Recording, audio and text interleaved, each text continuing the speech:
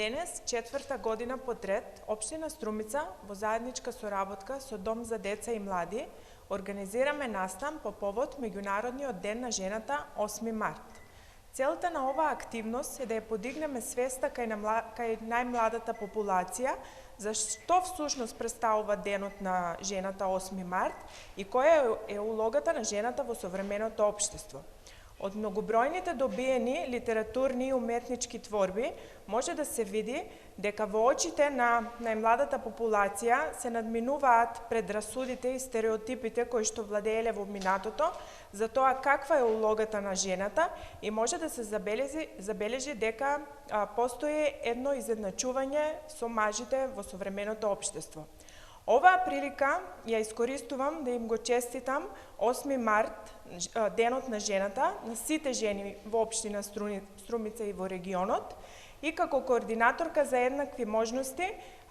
и понатаму ќе се залагам за реализирање на активности кои што имаат родово сензитивен карактер. Домот за деца и млади Благој Мучето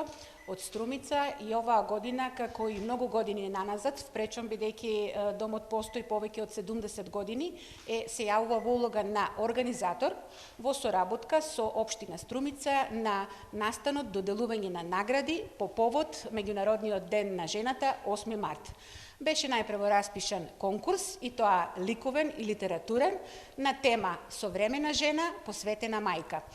Главна цел на овој настан, кој што го организираме години наназад, е да на помалата популација, на децата од прво па до 9 одделение, им посочиме дека 8 март е Меѓународен ден на жената. Да се подсетиме на Клара Цеткин и на Роза Луксембург, кои што се избориле за социјална, економска и политичка независност на жената, во која што денес ние жените уживаме, и можеме да кажеме дека со оваа тема ставаме еден убав акцент, како што кажа една менторка на нашите ученички, дека современата жена, она мултиактивната, која што може да стигне на секаде во општеството, во сите сегменти на општеството, во исто време е и посветена мајка. Затоа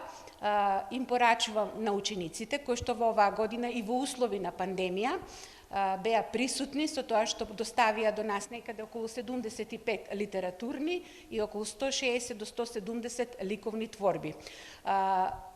Во настанот доделување на награди се разликува од сите претходни години, бидејќи немавме класично отворење на изложба, беа спазени